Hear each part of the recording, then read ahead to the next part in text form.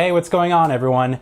So this is a video I thought would be very interesting to make. You know, I typically cover and talk about single-player games, and that's really my bread and butter. That's really what I love playing and what I love covering.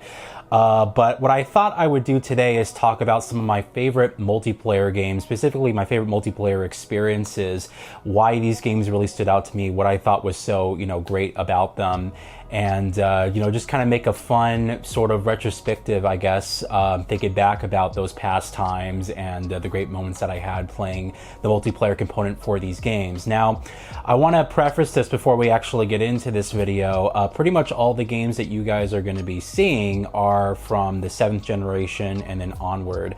Although multiplayer was around with the original Xbox and the PS2 and stuff, I didn't personally have online multiplayer until around 2008. I think it was very early 2008. It was only a couple months after I got my PS3. And, there wasn't any like Wi-Fi in my house. There was like one computer. I know this is kind of like foreign to a lot of people who are young today, but back then it was like, DSL, dial-up internet. We had one computer. There was no Wi-Fi in the house and there weren't any smartphones, so it was just the idea of like online multiplayer was, kind of like a luxury, I guess. And I thought about maybe including as well split screen multiplayer in this video, but you know what? I think I'm going to do a separate video for that type of multiplayer specifically.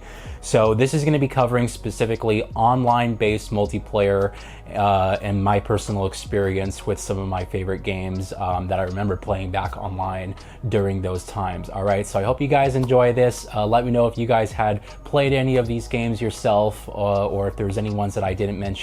I also want to say these are not in any particular order. I'm going to go through these basically from the oldest or the first multiplayer game to like the most recent one that I can remember that I really enjoyed the multiplayer component for.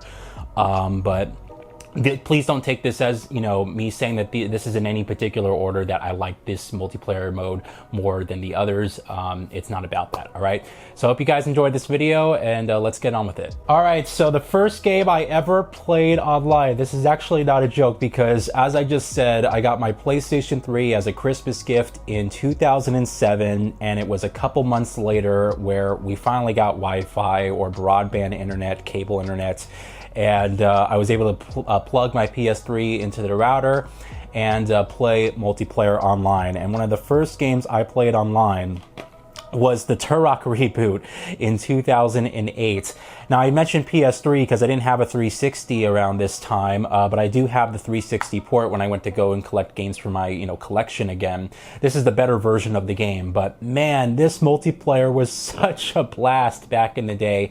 I really enjoyed it. What was really cool about this multiplayer to me was sort of the dynamism factor of what the developers put in here. Now, it was player versus player, but as you were engaging in firefights with, your enemies, basically, they would dynamically spawn dinosaurs on the map, and these dinosaurs would be just, completely agnostic to whoever they attacked. They would just be out on the battlefield, and then this caused, a bit of tension during these firefights, because as you're fighting the player and trying to survive, all of a sudden a raptor would come out from the side and pounce you or pounce them, and it would completely change the tides of the battlefield. I loved this multiplayer back in the day. I bought the DLC for it when it came out a couple of months after the release, and just continued to play this for many months later. Unfortunately, the shelf life of this multiplayer was not long. Now, this was the era where, you have to keep in mind that at this time, Call of Duty 4 had just come out and was just, picking up in popularity, and really people were jumping on that and playing that. But a lot of developers were still trying to shoehorn in or at least adopt a multiplayer mode in their games. So it wasn't really out of the ordinary that a lot of these games had multiplayer put in. It was basically developers trying to increase the longevity of their games. But I remember that the Turok reboot specifically just really blew me away. I played this for many hours. I can't even recall. It was just a really long time. And it did have its own issues. There were some lag issues with the multiplayer, and it wasn't exactly stable. I think the map design could have been a little bit better in some ways, But again, it was really about the dynamic elements of the firefight, the fact that dinos could just spawn in at any moment and completely change the tide of the battlefield. There hasn't really been a multiplayer like this since then. I really do miss this style of just, you know, online, and the fact that they added such a unique element that really just felt at home to the game was just phenomenal. I think the closest thing that we probably got after this was the Primal Carnage series, which is a multiplayer only, you know, smaller based game, but you actually can control dinos in that game. In this game, you can't control dinosaurs. It's just strictly, you know, PvP.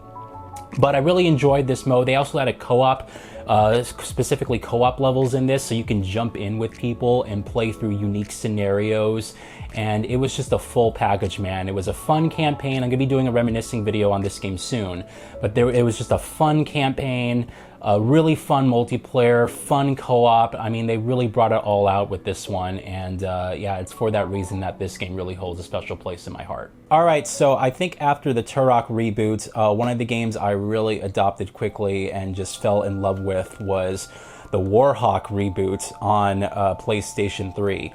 Now, this came out a couple of months before I got my PS3 in Christmas of 2007. I think it was around September or August of that year. So the multiplayer, when I really jumped into it, the player base was still very heavy in this. But there quite hasn't been anything like this, you know, as well that's been released today. I guess the closest thing you can say was this was taking inspiration from really the Battlefield franchise. You know, Warhawk was a classic PlayStation 1 game, and this game originally was supposed to have a single player campaign and all this type of stuff, but I guess through all the issues that they are dealing with the PS3 in general around this time, they kind of you know, took the game and made it a multiplayer only project. Now, I did a video for this.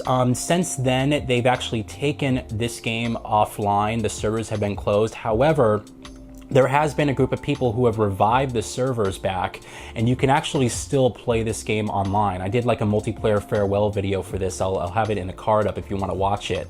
But yeah, the graphics at the time were fantastic. You had these widespread open maps, and of course, you know, flying the Warhawks in particular, you just had this incredible, you know, just action. All out chaos was ensuing on the battlefield there.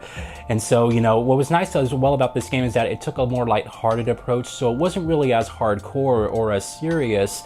You know, it felt almost like a blend of like the type of Star Wars cheesiness, but, you know, the fact that it's kind of done in this more retro-ish, you know, World War II-esque type of futuristic design. And I really enjoyed it. I really love playing this game online. Great maps and a lot of verticality to the maps and beautiful visuals as well at the time. It was just a fantastic game, and it's great to see that people have brought this game back online. You know, the community of people who really love the games have brought this back, and so you can still play it today. I believe there's a Discord or something that you can join, and there's a real hardcore community of people who consistently play this week by week. So you can really kind of jump in this and still enjoy it and still earn trophies, you know, if you're looking to do that. So that's awesome to have. But yeah, at the time when the PS3 was coming out, this game was fantastic. Keep in mind, multiplayer was free as well. You didn't have to pay for PSN. So to have this game really take advantage of that, I'm looking on the side here, it's 32 players, you know, multiplayer, and then split screen up to 4 players as well. I mean, it was just really a great package. And although we didn't get that single player campaign, I have to say at least the multiplayer element of this was some of the most fun I've had in a very long time. All right, and of course, what would a list like this be without Call of Duty 4 Modern Warfare? Now, I specifically chose this, although I do have with me as well these other 2 Call of Duties, Modern Warfare 2 as well as the original Black Ops, all right? Now, Call of Duty 4 is a bit special because it was one of those games where you had to have been there to really understand the impact that this game had on just the industry. I don't think multiplayer gaming was ever the same again after this. You know, a lot of people would argue that's Halo, you know, and Halo really changed the entire game, and it did. You know, Halo made a huge impact. But you had Call of Duty 4 coming out, what was it, less than 6 months or so after the release of Halo 3, right? And Call of Duty 4 not only looked better, it ran at a higher resolution and it ran at double the frame rate, and you had some of the best maps in multiplayer ever, and just this incredibly addictive loop of the kill streaks and, you know, the class system. It was all brand new at the time. No one had ever seen this done before, and this is why I think it's a bit lost on, you know, you would have had to have been there, because it's hard to imagine the fact of something as simple as like kill streaks and stuff like that, and the addictive loop of the whole, you know, class system and the gunplay and whatnot. All that was so unique to this game. And even after the release of things like Call of Duty World at War, Modern Warfare 2, I still continuously jumped into this particular game in general. And I just had a great amount of fun. I did a reminiscing video on the campaign where I talked a little bit more about my experience. It was one of the first reminiscing videos I ever done. But man, this game still holds up. It's still one of my favorites. Now, Modern Warfare 2 is another excellent game as well, and the hype surrounding this one in particular was just off the charts. You know, I did a reminiscing video on this when I did the campaign remaster, and I talked about my experience when this game was coming out and sort of what, you know, I was in like high school at the time, so how that was really like impacting the people around me and the environments and stuff like that. The great thing about Modern Warfare 2 for me was they just built upon the foundation of Call of Duty 4. You had, again, some of the best maps in multiplayer gaming in general. This is sort of the game where a lot of people jumped on, and you saw a lot of hackers though. The multiplayer was a bit more unstable compared to Call of Duty 4. And these days, I'm not even sure. I did try this game out, you know, back when I think the original, or I'm sorry, the reboot of Modern Warfare 2 came out. I think I did a live stream where I actually played this game online again, and I was still able to have, you know, a good amount of time. I didn't have a lot of issues with hackers and stuff, but there are still people who play this. Now, Call of Duty Black Ops, the reason I put it here in particular is that I think overall, when I think about a complete package, the single player campaign, the multiplayer elements and all the stuff that it included, I think Call of Duty Black Ops is the most fun I've had with Call of Duty. I love that story campaign. It was just a different era, a very unique era, but, you know, done extremely well. Great, you know, writing, great characters and whatnot. Then you had this multiplayer and the additions that they brought to the table. I remember playing all the wage matches and like the gun game and like all these like special modes where everything was based off of, they changed the leveling system where now everything was based off of money and currency, and you're able to buy things and stuff from the money that you earn from matches. And so it made some adjustments to the way that the leveling system and the progression kind of worked in the game, but it did so, you know, to just tremendous effect. It really just changed up the whole dynamic, and I loved it. Also, the fact that zombies in this, you know, you're playing as past presidents and historical figures, it just felt so unique and cool. And then the fact that the menu system, even the main menu system in this game, you can like get up off the chair and like move around a 3D space and then play this top-down, you know, shooter mini game. They just added so much to this, and yeah, you know, if you ever hear people say that Call of Duty, you know, has nothing on the games that were made in the past, I mean, it's for this reason. There was just an amount of care.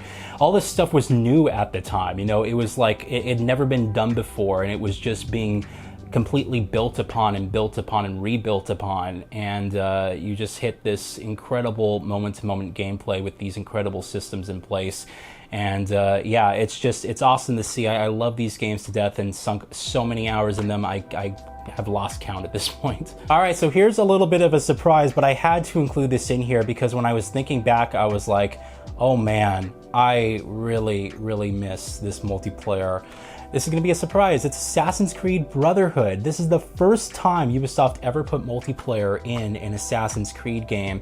And I remember the idea of like having an Assassin's Creed game, because you have to keep in mind that the franchise was never, you know, an annual franchise, and they had just started with this. You know, it was a 2-year gap between the first Assassin's Creed and Assassin's Creed 2, and you just saw this massive increase in the systems and the smoothness of the gameplay. As someone who didn't really care about the original Assassin's Creed, I absolutely loved Assassin's Creed 2.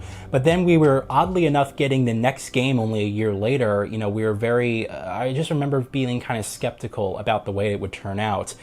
But man, I need to play the campaign again because I don't remember it as well as I remember like Assassin's Creed 2. So I want to do a reminiscing video on this game and, you know, the other games in the series and stuff, and I will be doing that. But I do remember the multiplayer. And it was one of the most unique multiplayers I've ever played. And still to this day, it's a multiplayer that has never been replicated, you know, in modern games these days.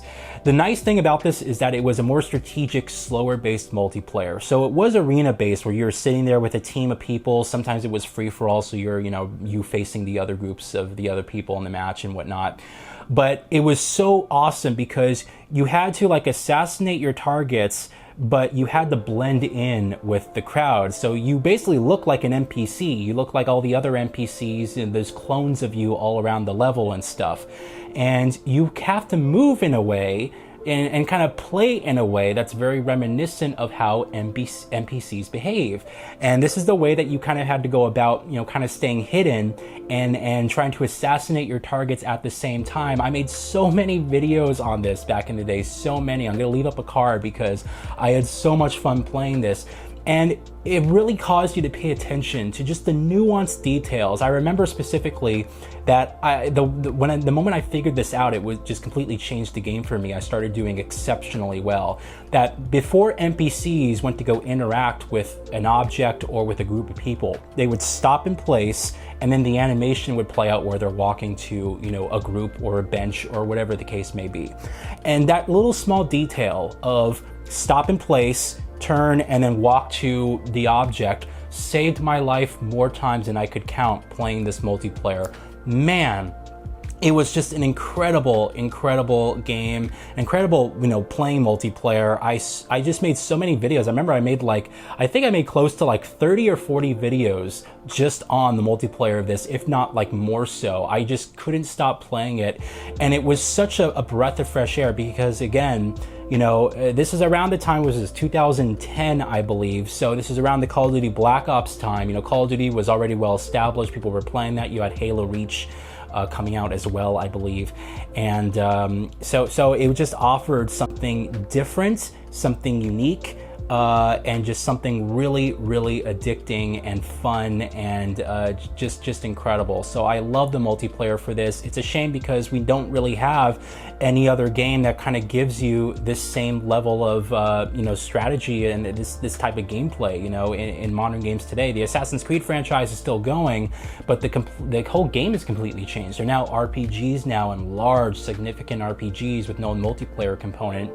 And this was just a small, you know, but well thought out and well put together multiplayer that was just really fun to play, and then built on the principles. It was still Assassin's Creed. That's what made it so awesome, is that it didn't sacrifice it being Assassin's Creed for multiplayer. It was still inherently Assassin's Creed, just taking all those great mechanics and making one hell of a fun multiplayer out of it. And of course, I have to put in Gears of War here, Gears of War 2 specifically, because this was the introduction of the Horde mode, and man, I had so much fun playing that. Now, it may seem a bit interesting, you know, a Horde mode and stuff, because it's very simple in nature. You know, you're just fighting waves and waves of enemies, excuse me. And we saw, you know, Call of Duty do the whole Nazi zombies thing, and that was similarly in structure here. But the Horde mode and the gameplay loop of really Gears of War, and then the enemies and stuff, and you playing with other people, the different weapons and stuff at your disposal, really made this a really engaging multiplayer. Now, I played the original Gears of War online. However, at the time, I didn't have an Xbox 360, so I would often go to my friend's house, and my multiplayer experience for Gears of War was really tied to me spending time with him and playing at his house, you know, on his Xbox 360. But it was around this time as well that when Gears of War 2 came out, I had the 360 finally, and I was able to really sink a lot of hours into it. And just the nature of the Gears of War gameplay, the introduction of the Horde mode, the full cooperative campaign, the entire game could just, you know, be played with you know, one other person. And I remember I was playing through the campaign, I think I was at a certain point, and all of a sudden my friend joined me, and it was seamless. I had no idea that he even jumped into the game. It was completely seamless, and you know, I was able to get some help in some of the levels and stuff as he joined me. And when he left, again, it was seamless. There was no loading, no indication. It was just so smooth. So Yeah, we're now getting I guess, a re-release of the remaster for the first Gears of War, which does include multiplayer, which is awesome. But I am interested in them potentially doing a Marcus Phoenix collection across PC, because these games never came to PC. They never came, obviously the PlayStation or other systems. So it'd be great to see if they do a full collection of Gears 1, 2, and 3. Maybe even throw Judgment in there just to have the complete story. And, put those games in a collection with the multiplayer, bring all this stuff back. I'd be interested to see if they actually managed to do that, because they did it with Halo, and that's just incredible that they even put that much effort into it. And Halo's, that the Halo Master Chief Collection has really grown over time, and it still has a massive player base. So it'd be great to have this game and this franchise really immortalized in that same way. All right, and of course, I need to include some Battlefield games on here, particularly Bad Company 2, as well as Battlefield 1. Now, I want to put Battlefield 3 on this list. However, I have it digitally on my computer over there. So I don't have a case for Battlefield 3, but just imagine that Battlefield 3 is like right in the center here. Man, Bad Company 2 for me was the first Battlefield that I played. And I did a video of me playing the beta back in the day, and I didn't know anything about the way the game played. I never played the franchise before, and it was just completely new to me. And I got completely just torn apart online and in the comments of people who watched as well. It was one of the first videos of mine that got more popularity than I even thought it would be. I got like tens of thousands of views on the beta, because I guess, back then, people doing beta coverage of the game on YouTube, it was just a completely different time. You didn't have all these people making videos online. So, me covering the beta, I got all these eyes on me, and everyone just said, oh, you don't know how to play the game, you suck and all this stuff. And I didn't. It was true. I didn't know how to play the game. I was doing terrible. I was throwing grenades and shooting bullets at tanks. And it just completely, baffled me, as someone who came from the earlier Call of Duty games. It was just like, how do I play this? But, I spent some time with the game, and I bought it on release. And I remember I jumped in with some friends of mine online at the time, and we did some videos together. I had some videos of me playing the beta, the demo, as well as the full release game. And man, just the maps, the gameplay systems, the destruction, the whole way that the game played was just absolutely incredible. I had such a great time with Bad Company 2. It was a great campaign. You had a great multiplayer. Along with that, they added Vietnam later in the expansions and stuff, and all these other maps, and it just continued to be one of the more classic Battlefield experiences. And they shut down the servers for this online as well. I did a video where I played Bad Company 2 and gave my thoughts and stuff like that. And I'll leave a card up, because I just had a great amount of fun even playing that recently, the multiplayer, and jumping in. It was just awesome. Now, Battlefield 3 as well, again, I have it digitally, was just a transformative game for really the franchise and then just games in general. Some of the best maps ever in a multiplayer game at the moment. And then the visuals, the graphical fidelity of just the game at the time was unlike anything you ever saw before, and especially on PC, because you have to keep in mind that they gimped it on consoles. Battlefield 3 only had 32-player online battles on consoles with smaller, more constrained maps. If you got it on PC, you got the full 64-player online matches with the full-size maps. This was during a time where, platform parity wasn't really, a focus. People would put in more effort, or maybe even make a completely different game entirely on PC, although that was changing around that time. And then I put Battlefield 1 in here because this is really the last Battlefield game that I played that I just really had a great amount of fun into. I played it on PC. I still have my PC copy, but I did end up getting it on PS4 here and played it on the Pro, and I thought it still looked really good, although the moment-to-moment gameplay with mouse and keyboard and the full-size maps and just the excellent visuals on top of that were just so memorable. But Battlefield 1 was really the last great Battlefield game to me. It really took people by surprise, because this game had launched when Call of Duty was going all sci-fi, and people were tired of the whole sci-fi futuristic warfare type stuff, and Battlefield 1's like, no, we're going to do World War I. And they did it in spectacular, incredible fashion. The campaign of this game that was based off of singular epic moments and not a full story was a surprisingly, interesting and very fun twist on the whole single player campaign narrative. And I just hope that for the next Battlefield game, I have more hopes because Vince Zampella is leading it, and he's a Call of Duty veteran from way back in the original days, as well as the prime of that franchise, and of course his work on Titanfall and stuff. So I really am hopeful that he and his direction can really just bring Battlefield back to a place where it once was, and it hasn't been for a very, very long time. DICE in particular as a studio is just really sad to think about the great hits that they made, the great experiences in games, and the amount of variety of games that they were making, and just how much they have fallen. It's just really kind of sad. But anyway, I have hopes for the next Battlefield, but Bad Company 2, Battlefield 3, and then Battlefield 1 were just some of the most incredible, first-person online multiplayer highlights for me back during that time. Of course, I need to put these in here. Uncharted 2 and Uncharted 3 multiplayer. Oh my God, I did a video on this back when the games actually, shut down their servers. However, just like Warhawk, there is now a dedicated community who I think they're still working on it. I don't think it's publicly live yet. I think you have to be invited, but they're bringing back the multiplayer for Uncharted 2 and 3 on PS3. I know that they're actively working on it. I just don't think it's available to like everyone yet. You used to be able to like change your, I think, DNS settings on like your PS3 and you can connect to a server, but I don't think that's available yet for these games. In any case, man, the multiplayer for Uncharted 2 and Uncharted 3 was incredible. Now, I was already a fan of Uncharted through the first game. Uncharted 1 was the very first game I got for my PS3. It was the whole reason I wanted the PS3 over the 360 at the time. And I loved the game and played it so many times. I'm gonna be doing a reminiscing video on the first Uncharted soon.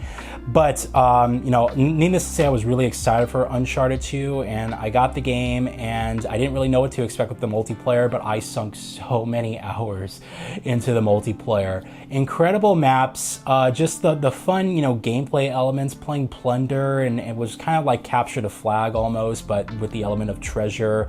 And then the Uncharted gameplay, just all that mixed in was fantastic. You had beautiful visuals, the most beautiful visuals you ever saw on PlayStation, probably next to Killzone 2, because that was also, very like mind-blowing. But incredible visuals, incredible map design. They took the spirit and the fun of Uncharted and it mixed so well in an online environment. The heroes versus villains, type of gameplay, and then the DLC that they added on top of that. They brought back additional maps from the original first Uncharted, and then all this stuff. And of course, Uncharted 3. Now, this is a bit controversial. To me, I really loved Uncharted 3 multiplayer.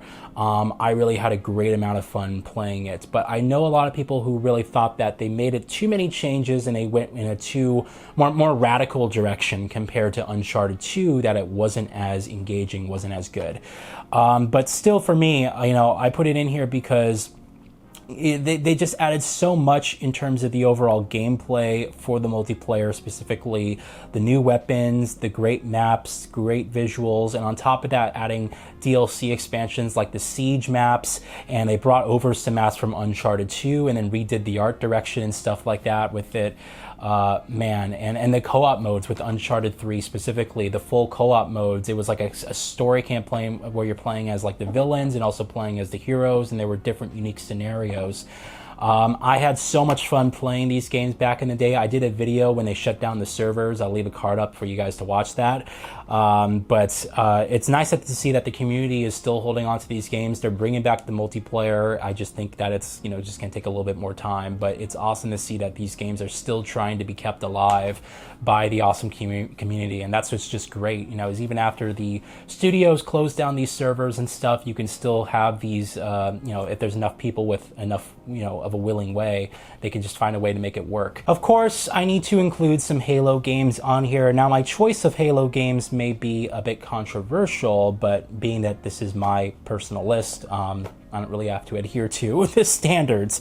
I have to put Halo Reach in here. Again, I didn't get my 360 until like late 2008 or early 2009. It was around then. So Halo 3 had already been established. Of course, I had played Halo 3 online through friend's house and, you know, various other methods and stuff like that. But this was really the first game I remember. I went and got it on release. I did an unboxing. I think I got the special collector's edition thingy, which I think I still have somewhere. You know, I did an unboxing. I made so many videos online of this. I think I made like over 50 videos online of Halo Reach specifically that you can still watch on this channel. I just had a great amount of fun with Halo Reach. They shut down the servers for this on the 360. However, this isn't as bad as the other games because they do have the Master Chief Collection, which includes all these games with the original multiplayer components that you can still play. So I needed to put Halo Reach on here because it was just an incredible fun game, and just you know, I was able to play it from the get-go and really, you know, kind of get into the multiplayer and the maps and the whole gameplay systems and changes that they made. Now I also need to include in here, and this is why I said it might be a little bit controversial, Halo 4. Halo 4 was the first, you know, breakthrough title by 343. I did not like the campaign of Halo 4, at least from what I can remember, although it might warrant a second playthrough for me just to kind of see. But I remember not really caring for the campaign in Halo 4. It just felt to me that they were just kind of doing whatever they could to revive the franchise and make more games with it again. But the multiplayer, I don't know what the hell they did, but they completely changed, like, the game for me, multiplayer-wise, was incredible, and I was doing exceptionally well. I was doing better than I did in like Halo Reach. There was like less of a learning curve. I think they tweaked like the auto aim and just the gunplay and the movements, and whatever tweaks that they made, the game just felt right at home in my hands. I did like an hour multiplayer video of this where I was just kicking ass the entire time, and I just had a great amount of fun playing this. The power-ups and stuff. I can't really recall many of the maps, but I just think, when I think about this game, I think about the gameplay and I'm like, wow, you know, I played this more heavily than I think Call of Duty Black Ops 2 at the time, because this released around the same time. It was like the really tail end of the Xbox 360. And I think I ended up playing this more than Black Ops 2, even though that was, again, a really great Call of Duty game. Many people would consider the last great one. But yeah, I needed to include both Reach and Halo 4 on here. Halo 3 would also be included in here, but the reason I didn't put it in here is because I kind of got started with the game late. I didn't really have, you know, I didn't have a 360 to really have the game for myself at the time. So when I jumped into Halo 3, it was mostly with other people, you know, and that was about it. But I really sunk a lot of hours into Reach and Halo 4 specifically, and just had a great time playing them. All right, guys, we're winding down here. I need to put Crysis 2 on here. All right. Man, I was so hyped for this game because the wait for it and all the press releases, and it just looked like a completely different game. Now, you know, I played the first Crysis and Crysis Warhead prior to the release of Crysis 2, so it's not like I didn't have that experience. You know, I did.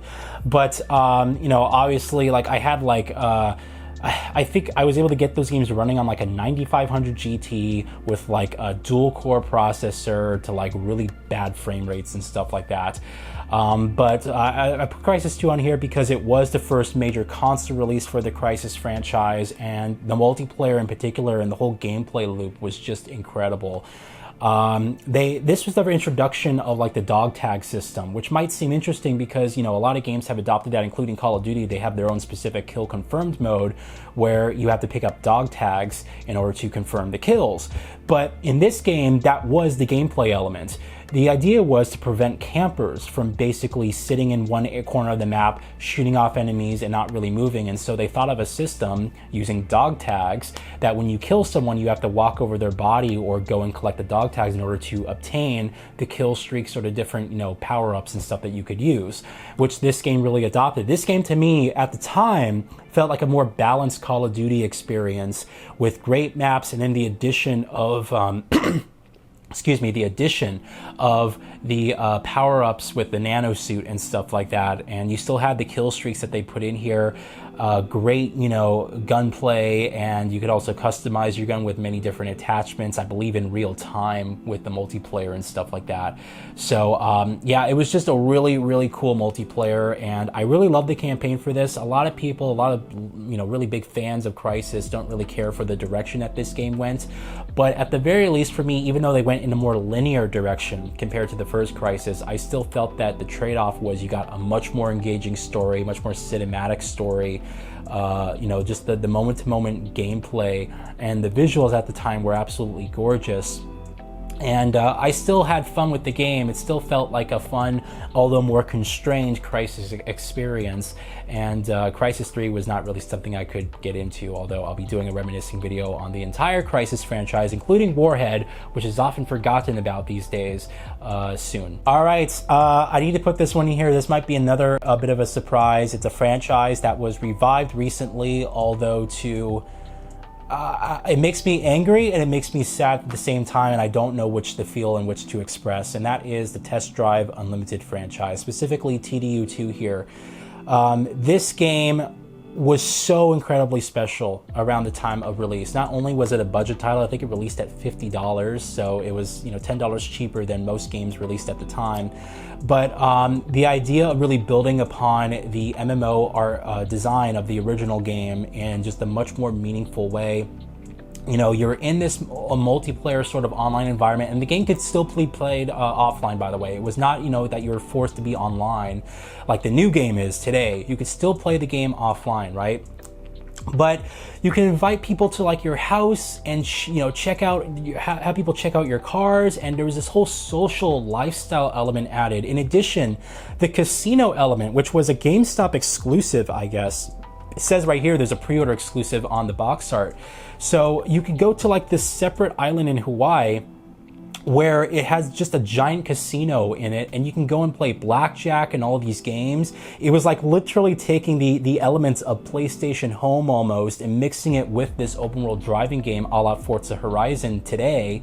And it just got this unique system. And I remember I invited a couple of my friends over, in particular, another YouTuber friend of mine at the time, Go Perverter, was just hugely into the multiplayer for this game. And we you know, basically invited each other over to our house in this thing, and we checked out our property and our cars and like all this stuff.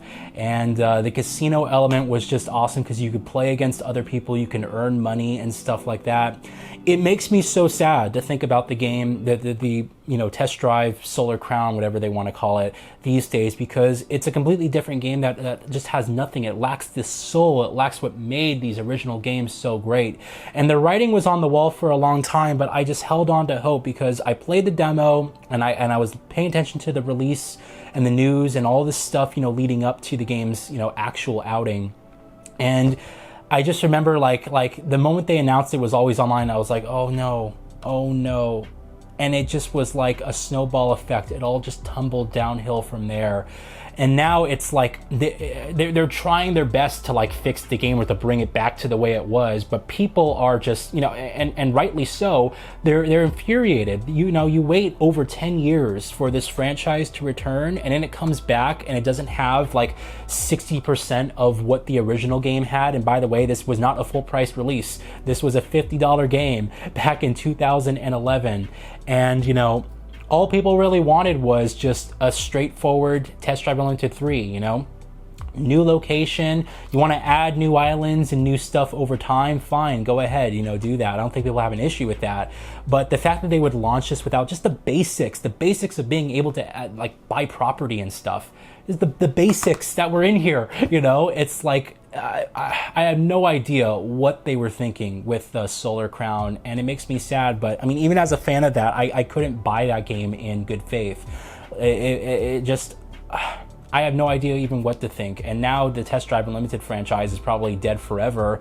You know, you only get like a chance like that once, and they squandered it, and it just makes me so sad. But I'm just glad these games still exist. I'm glad they can be played offline so we can continue to love and enjoy these games and what made these games great. But back during its prime when the game was coming out, playing with other people, inviting your friends over to your big mansions, and just engaging in this social experience, driving around, going to the casino, earning money, and playing these mini games was just so much fun. And if you've never played the Test Drive Unlimited games, I mean, these games aren't backwards compatible. I think they're delisted on PC as well, so you can't even get them there.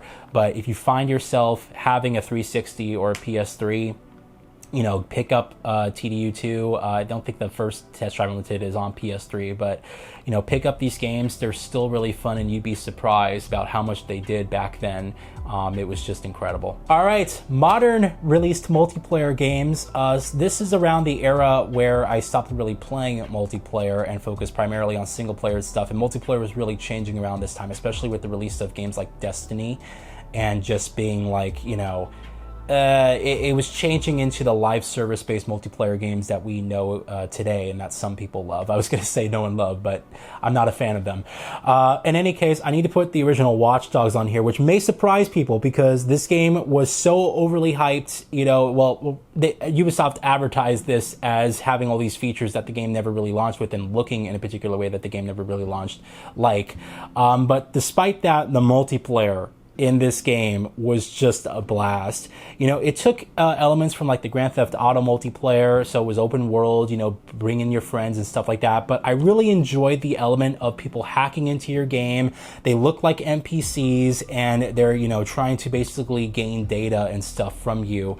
And it just provided this really unique scenario where all of a sudden you're playing your single player campaign, some person just invades your game, and all of a sudden you're being hacked, and you have like this radius of like, here's where the person is. And again, similar to Assassin's Creed Brotherhood, they look like NPCs. You know, you kind of have to look around and kind of see, you know, who's there. And then when you find them, it's like they just book it, and it just initiates this chase that can happen all over the city. And if they get away, they just go back to their game, and it's all seamless. You don't enter a menu. There's nothing in addition, you know, to the game that kind of hinders your experience as you're playing it. It's just this unique scenario that comes up as you're playing your single player game. And it was like a really unique blend that just mixed together so well. In addition to that, you could also play these other games with your friends. You can invite people to a lobby. You could do deathmatch and stuff. And I had a ton of fun. I remember I did videos on this as well. I was playing with my friend Dylan, and we did races and stuff. And so we would have like races where we're going from checkpoint to checkpoint, and similar to like the side missions in this game where you get to cars and you have to deliver cars to areas, they were multiplayer components, or that was a multiplayer mode that you could play with your buddy. And oh my God, a lot of screaming, a lot of excitement, a lot of joy. And I think this was probably the last time I really had a great amount of time of fun with my friends in a multiplayer game. This was like the last one, because it was around this era, you know, 2015, 2016, 2017, and it was like The Division was launching. You had all these games that were going live service. Rainbow Six Siege, you know, was like another one that it was just, they were all going in this live service direction where you're expected to play the game forever, and the games would launch with barely any content. It would be like the most bare bones package, and it's like, oh, don't worry, we're going to fix it. We're going to add stuff later. Keep playing it. And I was just not on board with that as someone who was used to basically having a complete package with games. Not that games didn't launch without bugs or were incomplete, but, you know, you got basically the core experience and a ton of content with, you know, games at launch back during the 360 PS3 gen, and that just wasn't the case going into this era. But this was the last one I remember playing with my buddies that were just like, I had so much fun. It was a unique scenario, and just offered a ton of replay value, and just really hilarious and joyful moments. And our last game, and this might be a controversial one because it's not PvP at all. In fact, it uses multiplayer in my opinion, one of the most ingenious ways. And I don't even know if this should count on the list, but I was thinking about it, and I'm like, well, the game is inherently changed when you have a multiplayer component like this added to it. There's a sense of community and a sense of you know, helping others and working towards the common goal that no other game has provided. And this might be an interesting, you know, last showing, but still I wanted to include it in here because I gave it praise when the game came out and I talked about it, and I'm going to continue to give it praise because it's still, in my opinion, the most ingenious use of multiplayer used in a game today. Death Stranding, the original Death Stranding. the whole idea around this game of connection and building bridges and just, you know, working your way across the entire US from the East Coast to the West, and then having the multiplayer element where you're all kind of working towards the common good. I remember that I was playing this game and I stopped playing it. Like I took a break or something, and I came back to it like a week or 2 weeks later. Or what it was is I was building a bridge to help me drive from one end of the map to the other, right? I was putting all these resources into building this bridge, and you break down these resources, and I was basically building myself a highway so I could easily, you know, take my car and drive it to where I need to go, and just not be hindered by the environment. And I remember I stopped playing, and I came back a week later, and I looked around, the entire map had changed. The bridge that I had started building stretched for miles, like miles. And I couldn't believe it. It was like, I remember sitting there dumbfounded. Like, I just couldn't believe it, that the entire landscape, the entire environment around me changed. There were bridges, there were different, you know, connections and different tram systems and different things that they've added to the game that really just changed the entire environment around me. It looked nothing like the game that I left. And the bridge wasn't complete, but it was so far over to the next area that it no longer became a bridge for myself, it became a bridge for other players. And I just remember that I continued to, you know, iterate and build upon that. It completely changed the game for me. I'm sitting here just like, it brings me such like, it almost gives me like goosebumps, because it's one of those multiplayers where it's only, you know, it's people that are working together to basically build something, and the whole game is built around the whole idea of connection. And this was compounded by the fact that Death Stranding, when the original Death Stranding came out, and when I played it, we had just kind of gotten into the pandemic, right? So we had basically this issue of isolation and all of us being locked in, and the issue of connection, or really lack of connection, was so, you know, prevalent and stuff. And this game really just, during that time playing this game, it really just enhanced this experience in a way that no other game has really been for me since. And I think it's why a lot of people really fell in love with the game. A lot of people still, you know, they play the game today and they're still falling in love with it, right? So it really just connects with you, it really clicks with you. But to play it during that particular time, which, you know, you probably are never going to have that opportunity again, but to play it in that particular time and to play a game like this and to see just something like that unfold right before your eyes, it was mesmerizing. It is still, in my opinion, the most ingenious use of multiplayer, because you're not working against other players, you're not fighting for rank or for a leaderboard, there's no points, like no one cares about, you know, how well you're doing or how many kills you got. It's not about that. It's about you contributing in the best way that you can. You know, some people contribute a lot, some people contribute a little, but you're still contributing to one goal. And I just remember that, you know, as I started playing the game, that bridge stretched on throughout the entire like United States. It was literally a direct bridge that brought you from one side to the other by the very end of it. It completely changed the way I looked at the game. It completely changed the way I thought about the game, and I started getting resources and going out of my way to continue to build that same bridge. And other players were working on it as well. And I think I ended this game by having almost 500,000 likes. It was like crazy. I had like, because it tells you how many likes, and by the way, the like system is other players like individually liking the structures that you're building and stuff.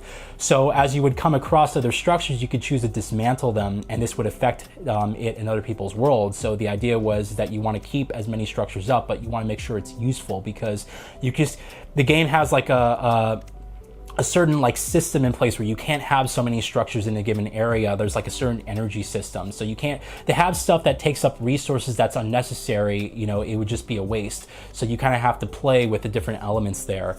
But yeah, Death Stranding to me was such a special experience, and it was the most ingenious and still the most ingenious use of multiplayer I've ever seen in the game. And I think it's why I'm so looking forward to, you know, maybe getting that in possibly a different way with the sequel. You know, I know Kojima sat there and is saying basically that the sequel is about something else entirely, which I'm perfectly fine with. You know, I think this game is so incredible that it could stand on its own, that we didn't necessarily need a sequel. However, I am excited to see what he does next, at least with the multiplayer strand system, because it is unique. It's just, again, having that feeling of, imagine walking away from the game and coming back to it after a week, and you're just like, something that you started was continuously built upon and improved so much so that it doesn't even look like the same thing anymore.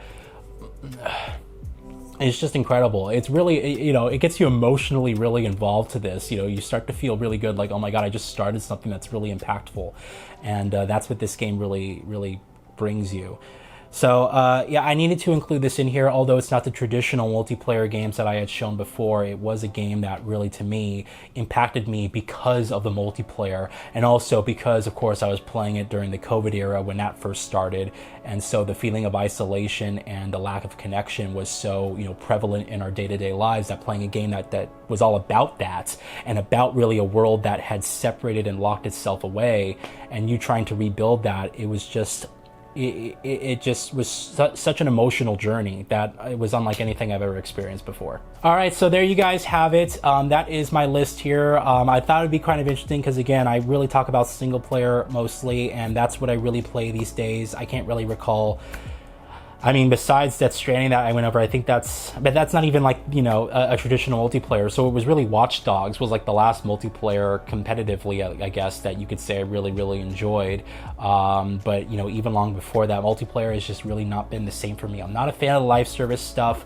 You know, I want to be able to jump in and have a good time and, you know, feeling like I'm progressing. I don't want to jump in and feel like, oh gosh, I have to be here tomorrow and the next day and the next week because they're launching expansions and all these challenges, and oh, they're going to take away my stuff or they're going to reset my rank.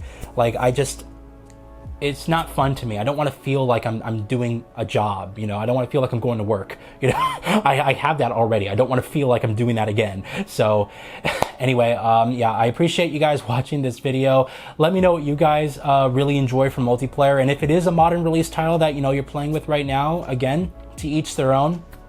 Feel free to leave it in the comments to explain why you really love that.